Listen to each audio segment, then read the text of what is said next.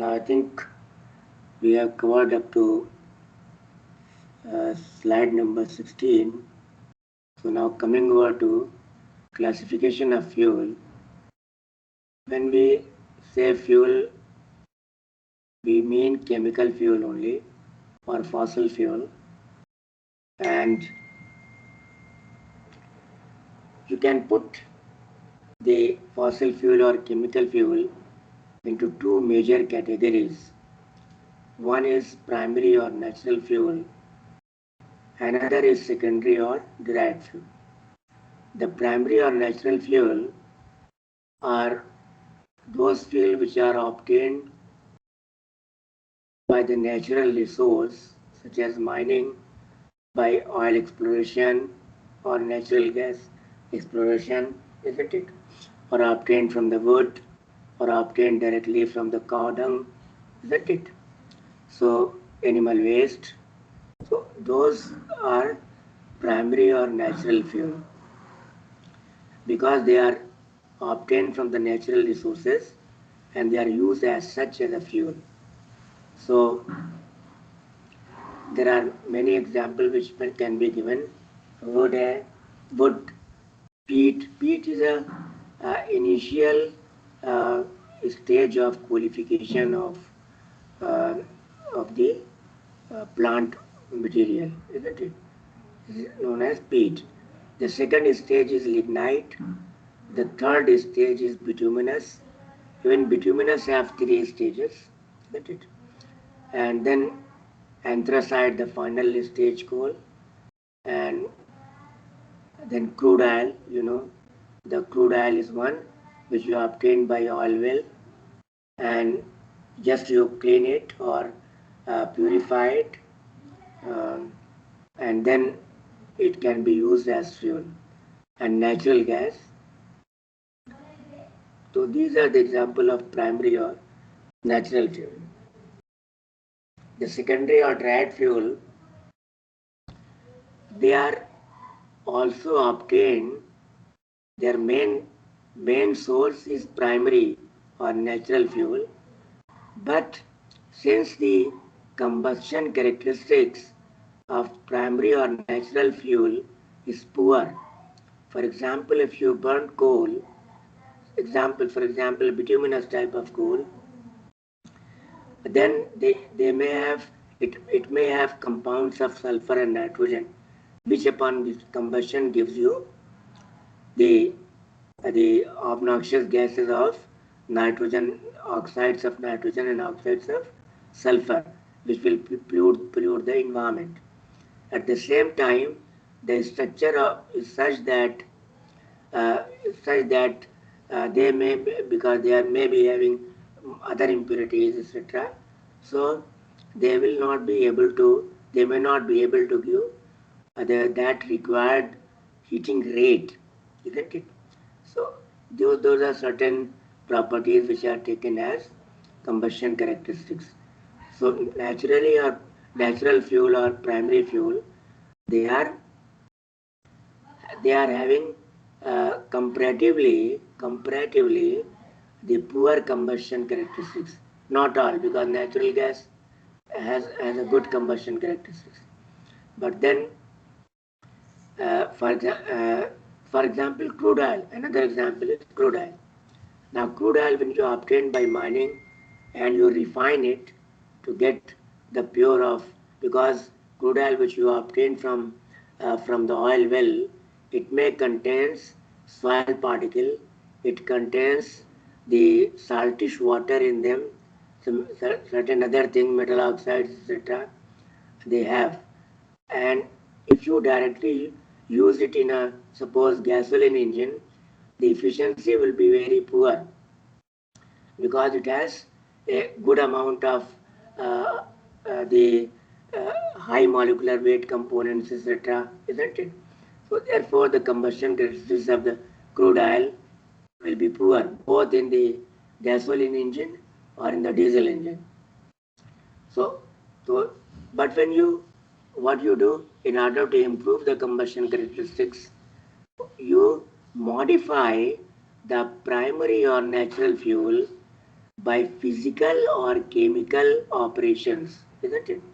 You modify the primary and the natural fuel or the natural fuel in such way by physical method or chemical method in order to get a material which is having better combustion characteristics, isn't it?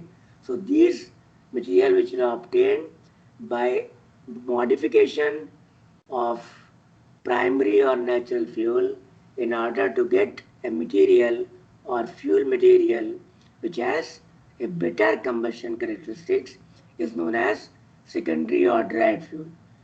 For example, you take bituminous coal and heat it in a well-designed oven, isn't it? In absence of air, isn't it? In absence of air or very limited supply of air, then this bituminous coal, which has a hard structure, isn't it? Hard structure will be converted into first of all into plastic material, then into a porous structure, shining porous structure, isn't it? Now, when the structure is porous, the surface area has increased. The bituminous was having a hard surface and coke is having a porous structure.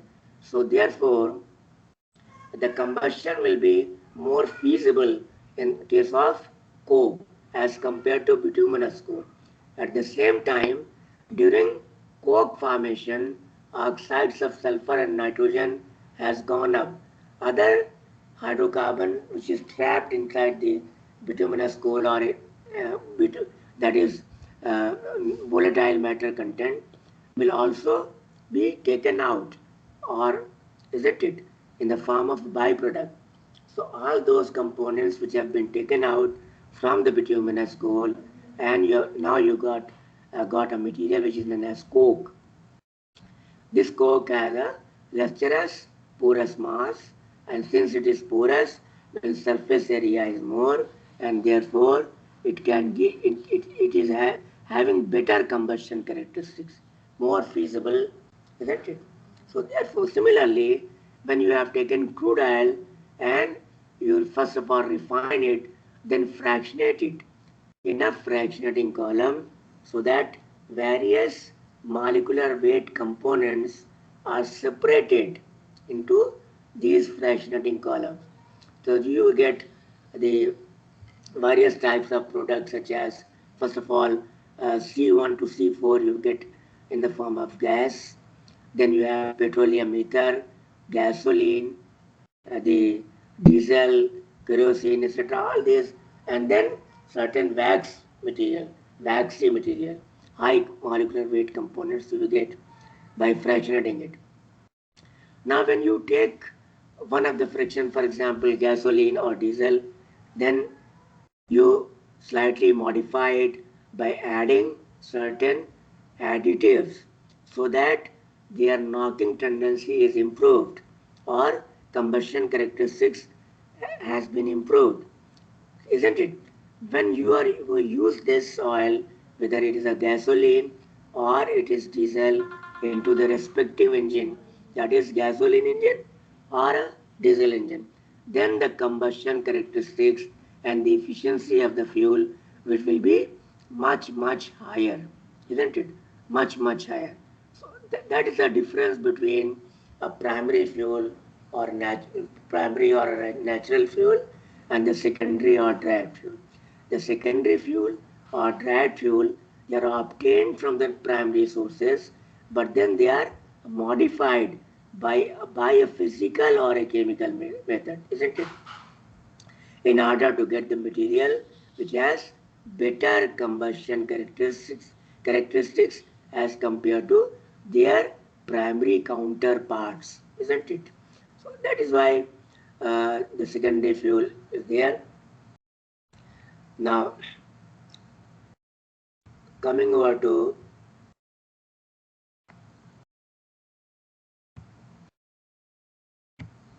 characteristics of a good fuel. Now, depending upon the use where you want to utilize the fuel. The characteristics of or the parameters of a good fuel depends upon the use. But there are certain general points which can be taken for all the cases, and I have listed into these slides. I will upload these slides, isn't it?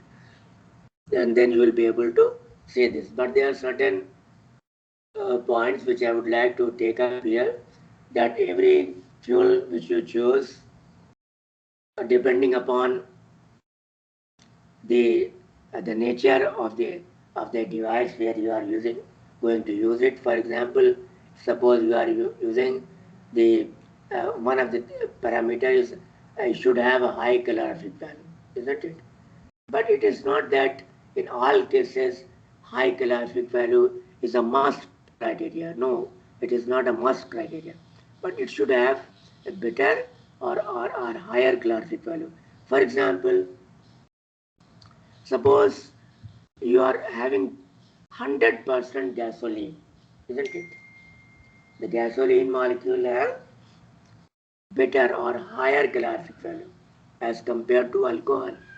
But now in our engine or in our supply, the gasoline supply, people are mixing 10% alcohol into it, isn't it? So whatever you get in the petrol pump, it is not pure gasoline, rather than it is gasohol, because alcohol has been mixed up to 10% in the gasoline. Alcohol has the a lower calorific value as compared to gasoline, but by addition of alcohol, the knocking behavior or knocking tendency decreases, and therefore overall efficiency of the fuel increases. So, though the alcohol has a lower calorific value, but due to its anti-knocking tendency, isn't it? Or if you have certain ether, isn't it? Say diethyl ether, if you add into this, isn't it? Then it will be having better combustion characteristics because of addition of this. So therefore, high calorific value should be the criteria, but it's not always true, isn't it? In all cases, suppose you want to use uh, for, for boiler, the wood will be having a lower calorific value. It is better to have, it's better to use the bituminous coal as compared to wood. So that is why this comparison is there. Then this is very common that cheap and reliability should be ensured. Availability, radial availability should be uh, ensured. Then the fuel should have moderate ignition temperature. So see, this is very important to have the moderate ignition temperature. For example, if you are having a fuel which is having a very high ignition temperature, then in order to achieve start the combustion reaction, it is difficult if you have the higher ignition temperature. For example, in case of diesel have the ignition temperature about 480 degrees centigrade, isn't it? 480 degrees centigrade. That is why it cannot be ignited by a spark from a spark plug, as in case of gasoline. So therefore, a separate technology is needed by which in order to start the reaction. But if the ignition temperature is very low, then its transport, its storage becomes a problem. And therefore, the moderate ignition temperature is an ideal condition for a good fuel. Yeah, all these slides I will upload. Then the velocity of combustion should also be moderate so that you can easily control the combustion process.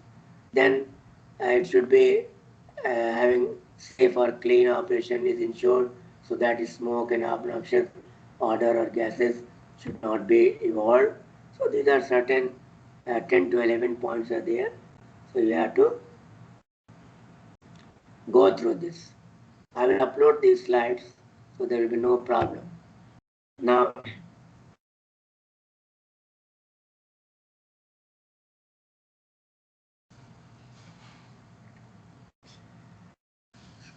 coming over to the most important property of the calorific of the fuel for which we are using, that is heat value.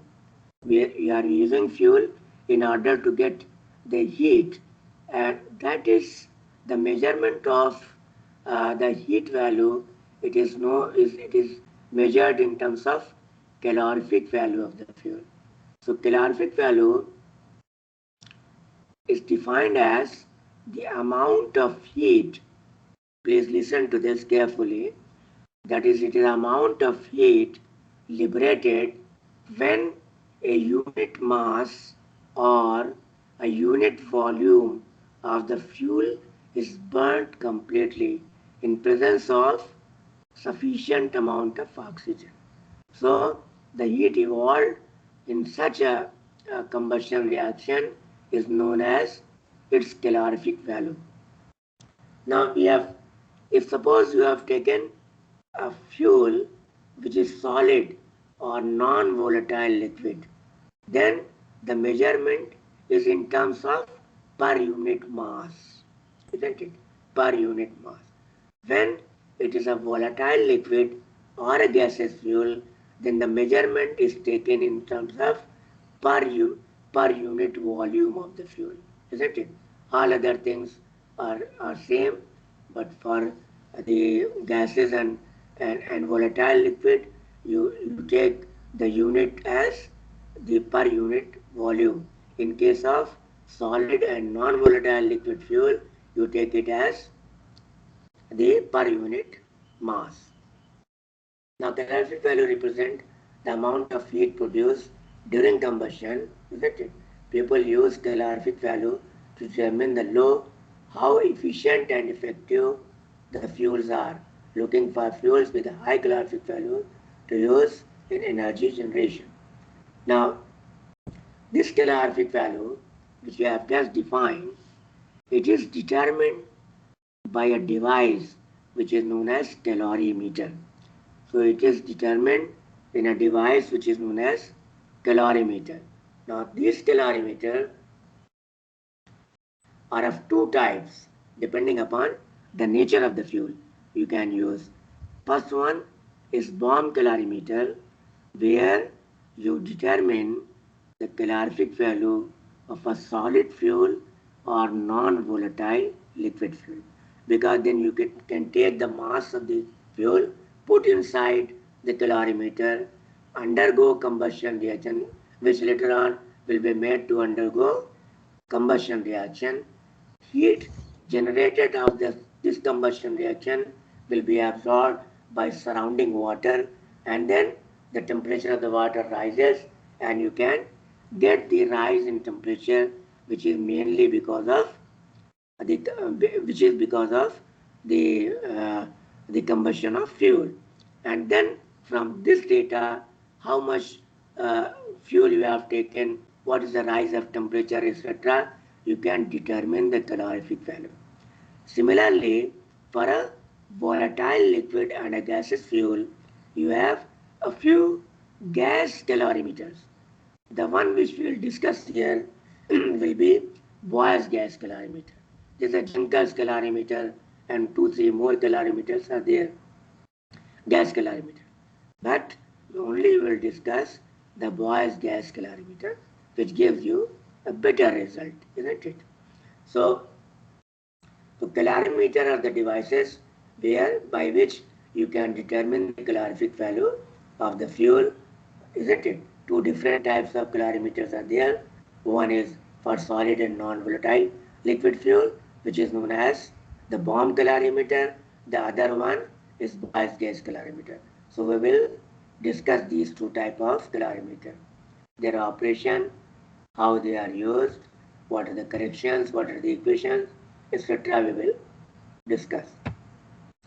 Now, units of calorific value is either energy per mole of fuel or kilojoule per mole, etc. or joule per mole, you can kilojoule per mole. Similarly, but in case of fuel, the most common unit for the calorific value is calories per gram or kilocalories per kg for solid and non-volatile liquid fuel, where you can weight take the weight of or mass of the fuel, combust or undergo into combustion reaction, and you can calculate the number of calories of heat evolved or kilocalories of heat evolved per kg. So that is the very common unit. In case of gases or non-volatile volatile liquid fuel case, then you have calories per centimeter cube or kilocalories per meter cube. So these are most common units of the calorific value which are being used worldwide, isn't it? Even kilojoule has come a new unit, but still the fuel is calorific value of the fuel is mostly indicated in terms of calories per gram, kilocalories per kg, or calories per centimeter cube, or kilocalories per meter cube. So these are very common units. Now, before going to this, I would like to take your attendance from the download your attendance, and then we will continue.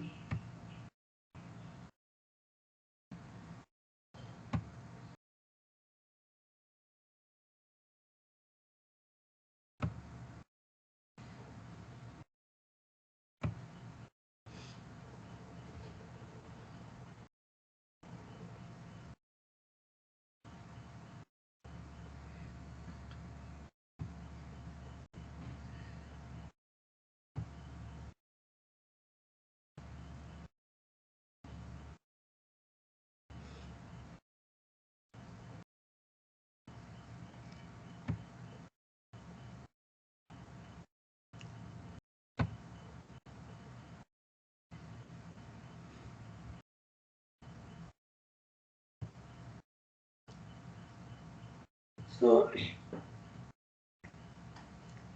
the attendance I have downloaded. Now the calorific value, that is the heat value, it is of two types, isn't it? Two types.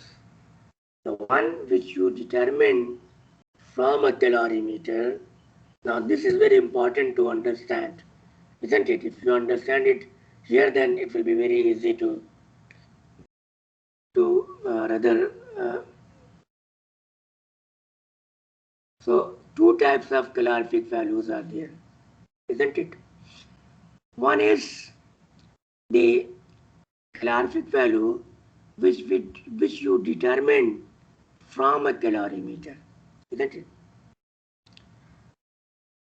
And the second one, or lower calorific value or net calorific value, it is the calorific value which is there, which can be obtained from the fuel and which can be utilized for doing purposeful work. Now you can say that that what is the difference? Yes, difference is there because every fuel has hydrogen. Even the purest form of the coal will also having hydrogen, isn't it? Now when hydrogen undergoes combustion process, isn't it?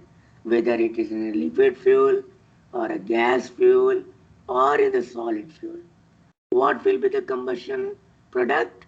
It is H2O, that is water molecule produced.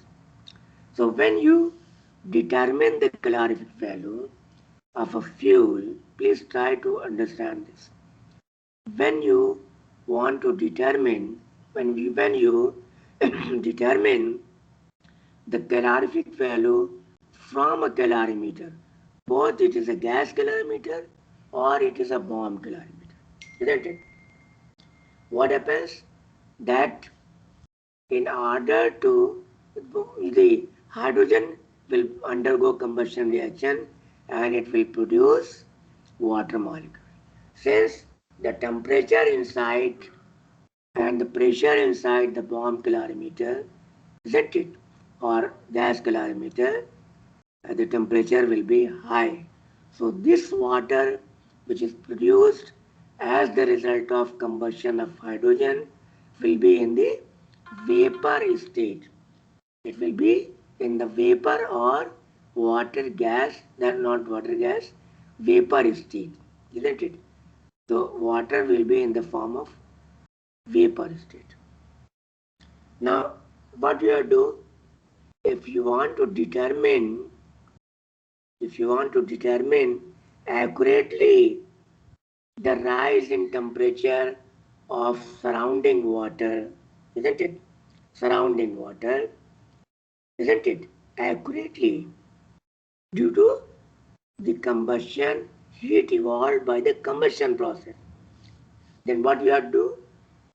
You cannot allow the water vapor or hot gases to escape. If you allow the water vapor or hot gases to escape, what will happen? They will carry out much of the heat which has been generated by the combustion process. So therefore, accurate rise in temperature of surrounding water cannot be measured, isn't it? This I will explain you still in a better way by discussing the bomb calorimeter. So if you allow the water vapor and the hot gases to escape from the calorimeter, what will happen? The accurate measurement of temperature will be impossible. So therefore, what is done in case of a calorimeter? We allow the calorimeter to cool down to room temperature. And then only we open it, isn't it? Reject the products, etc. So what is happened? That we will allow the calorimeter to cool down to room temperature. So when you cool down the calorimeter, etc. to room temperature, the water vapor which has been generated as the result of combustion reaction of hydrogen, it will also cool down from water, from the gaseous state to liquid water, isn't it? To liquid water. So when the water vapor cool down to liquid water, the latent heat of condensation of steam will also evolve, isn't it? The latent heat, गुप्त ऊष्मा, ठीक है, of condensation of water vapor will also evolve. And where it will go? After evolution, it will also increase the temperature of surrounding water, isn't it? So what happens? But if you are using the fuel in the real system, for example in your motorbike, then what will happen? There is no such device by which, first of all, the combustion product will be cooled down to room temperature and only then exhaust gases will be allowed to go out. No, this system is not there. Or in whenever you use even as a coal, as a fuel or any other thing, there is no such device where the product of combustion will first of all be cooled down and then it will be exhausted. So therefore, in the real use or real system, isn't it?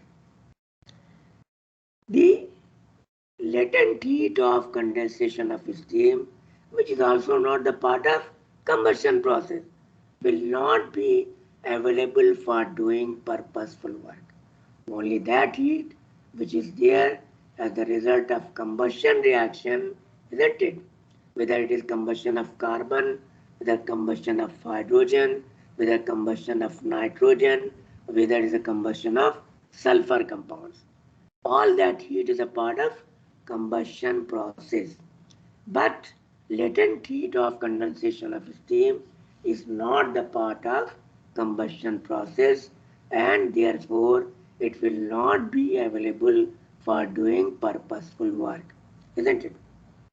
Now our difficulty is that we cannot determine accurately the that heat by direct experimentation, that heat which is available for doing purposeful work.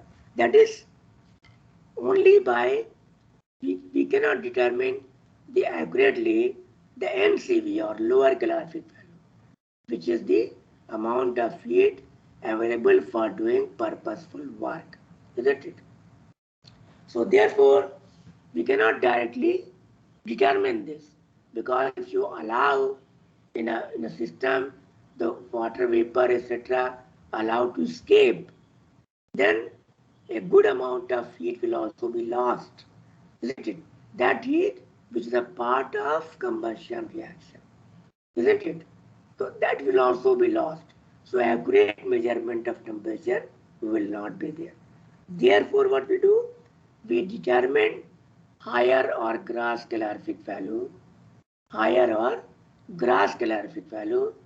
then subtract from this amount, isn't it? The latent heat of condensation of steam. We subtract the latent heat of condensation of steam from this in order to get lower calorific value or net calorific value. So therefore, gross calorific value is also known as higher calorific value will always be higher than the net calorific value, or that is why it is also known as lower calorific value. So the important property for us is not the HCV, isn't it? It is the LCV or NCV. LCV or NCV. Both are same. Net calorific value or lower calorific value, both are same. Similarly, gross calorific value and high calorific value, GCV and HCV, both are same. So, but we are bound to determine the gross calorific value or higher calorific value in order to get the lower calorific value or net calorific value, which is available actually for doing purposeful work. So that is why. And what is the difference? Difference is there in the amount of heat produced or released as the process of condensation of steam, or as the latent heat of condensation of steam. So that is the difference. That is why higher calorific value will always be higher for a fuel, isn't it? As compared to its lower calorific value or net calorific.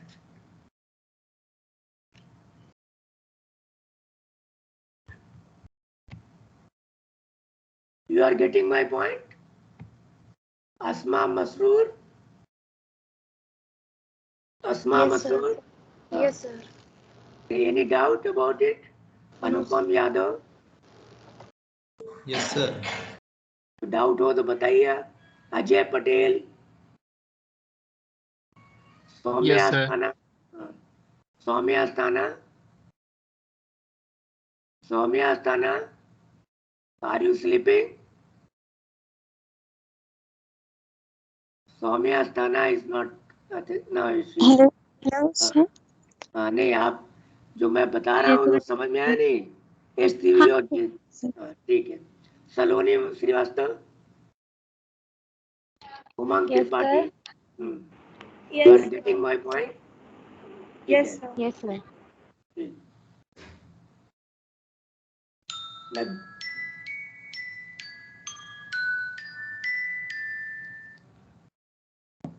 मैं बीच बीच में जगाता रहता हूँ लोगों को, है ना, कि सो तो नहीं गए।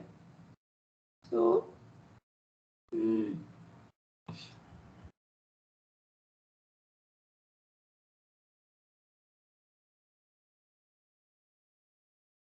कोई डाउट हुआ करे तो पूछा करो, है ना। So now this are difference between gross calorific value or higher calorific value and a net calorific value.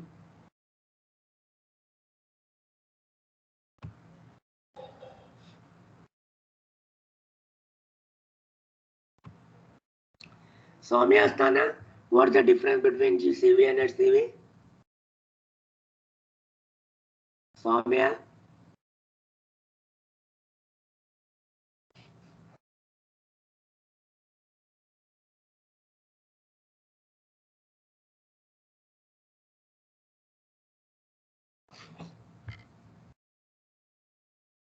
Saloni Srivastava?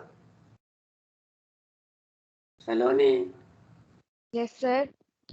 What's the difference between higher calorific value and lower calorific?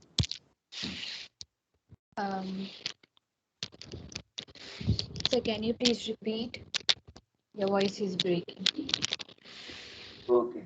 My voice is not. Okay. Nay, what is the difference between higher calorific value and lower calorific value? Can you tell me? Sir, I can't hear you properly.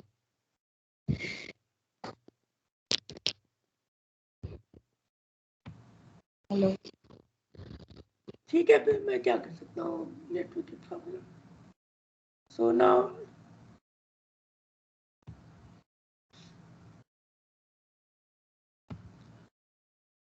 this I have already told you that HCV determined by bringing all the products of combustion back to original or pre-combustion temperature that is taken as 25 degrees centigrade. The higher heating value takes into account the energy released as the latent heat of condensation of steam in the combustion product. In other words, HCV assumes that all water component is in liquid state at the end of the combustion.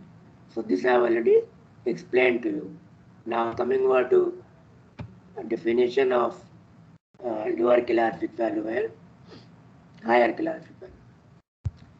The higher calorific value or HCV, it is the total heat liberated in any unit by the complete combustion of 1 unit mass or 1 unit volume of the fuel, and the product of combustion are brought back to room temperature, that is 25 degrees centigrade. And why we are determining it? Because this is the only way to determine accurately the lower calorific value, isn't it? So lower calorific value, it is the total heat liberated in any unit by the complete combustion of 1 unit mass or 1 unit volume of the fuel, and the product of combustion are allowed to escape. You see, allowed to escape is here because of the definition. You cannot allow in practice, while determining the calorific value, you cannot allow the water vapor and the gases to escape. Otherwise, accurate measurement of rise in temperature is not possible.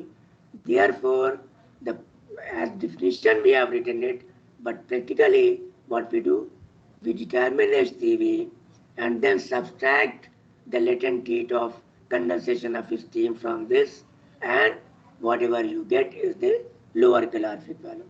So in practice, it is not adopted, but in definition, you can write it that and the product of combustion are allowed to escape.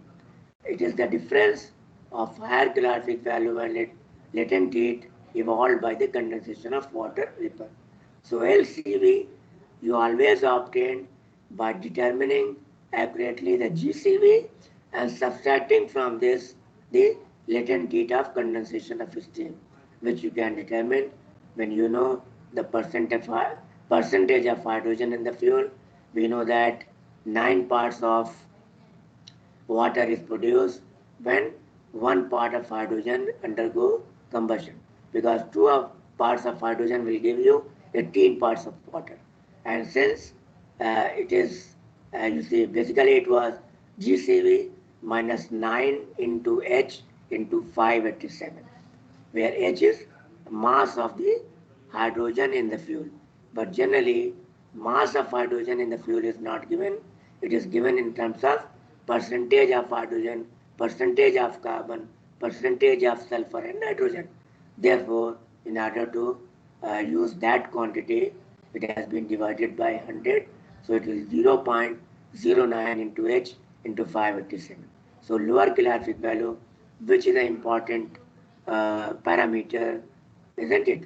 It is obtained by measurement of GCV, isn't it? Higher calorific value from a calorimeter and subtracting the latent heat of condensation of steam from this. So this is how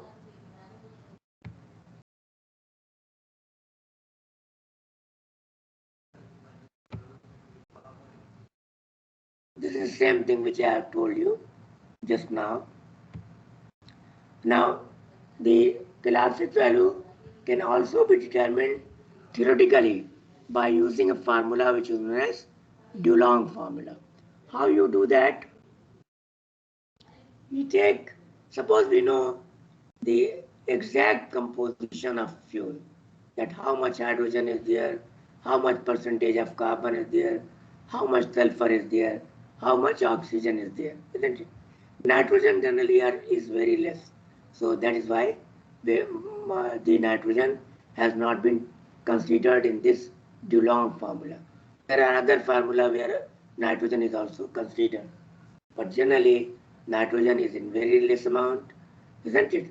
Less than 0.1, even less than 0.1%, and therefore it is not taken into the calculation in the Dulong's formula. So now if you know the percentage of hydrogen, carbon, sulfur and oxygen in the fuel, and we know by our experimentation the exact value of HCV of hydrogen, HCV of carbon, HCV of sulfur, isn't it? Isn't it? Oxygen is there, which will not burn, but it will help in combustion. So that is why it will not burn, so no calorific value. Combined form. So now, if you know this, and you know that purest of pure hydrogen, when will burn, it will give you this much kilocalories of heat. When carbon is burned, it will give you 8080 kilocalories of heat. When sulfur is burned, it will give you 2240 kilocalories of heat. This is per kg. It is per kg. If it is in calories, then it will be per gram. It will be per gram. So now, if you know this, then you can make a formula which is here.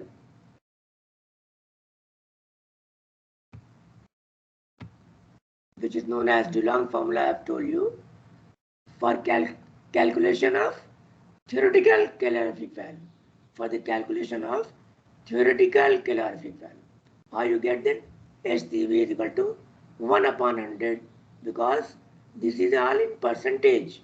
This is all in percentage. So that is why 1 upon 100 into 8080 multiplied by C, where C is percentage of carbon. 34,500 into H, isn't it? Where H is total hydrogen percentage in the fuel, isn't it? But why O by 8, I will tell you later on. Then plus 2240 into S, where S is the percentage of sulfur in the fuel, isn't it? So a formula is you can obtain, and you can get the HCV in kilocalories or calories per gram, kilocalories per kg or calories per gram, depending upon what weight you have taken, isn't it? Now, you can see that there is, this is clear, this is clear. What about this? H minus O by 8. H minus. Now coming over to previous slide, this one. Now this H present in the hydrogen, the present in the fuel. Hydrogen present in the fuel, that is solid fuel, isn't it? It is mainly, it is of two types. One is combustible hydrogen, another is fixed hydrogen. Combustible hydrogen is one where the hydrogen is present in the form of carbon hydrogen bond, nitrogen hydrogen bond, sulfur hydrogen bond, etc. Isn't it? But there is also some amount of moisture in the coal, isn't it? Or maybe in other fuel as well, isn't it? So when the moisture is there, which is fixed hydrogen, a combined hydrogen, so water will not be, the hydrogen of water will not undergo combustion process. Hydrogen of water molecule will not undergo combustion process. So there are now two types of hydrogen. One hydrogen is combustible hydrogen, another one is fixed hydrogen in the form of water molecule. So therefore, what will happen? The total hydrogen has to be subtracted from the total hydrogen. The fixed hydrogen has to be subtracted in order to get the amount of combustible hydrogen. Since in water, one hydrogen combines with 8 part of eighth part with of the oxygen. So therefore, coming over to this formula, we are having 34,500 into H. This H is total H.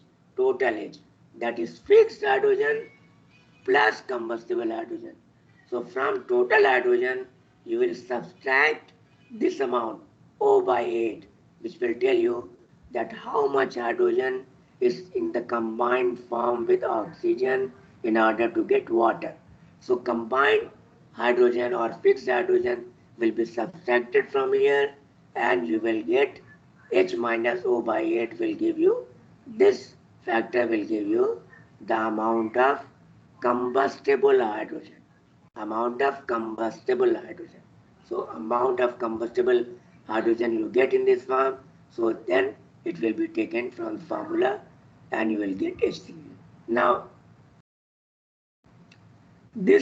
from this HCV you can always get LCV. You can get HCV minus 9 upon 100 into H. H is the amount of hydrogen present in the fuel, that is combustible hydrogen present in the fuel, and 587 is the latent heat of condensation of steam per unit mass. So this is how you can get this.